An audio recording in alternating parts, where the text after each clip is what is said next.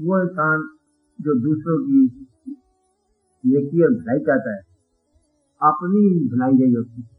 आप इसलिए दूसरों की नेकी चाहते हो, आप मेरे को मेरा बात समझिए, मैं आपकी नेकी की डिग्री ला रहा आप चाहते हो दूसरों में नेकी पैदा हो, लेकिन अगर दूसरों में नेकी न पैदा हो और आप नाराज हो जाओ, तो ये साबित हुआ कि आप में नेकी नहीं है।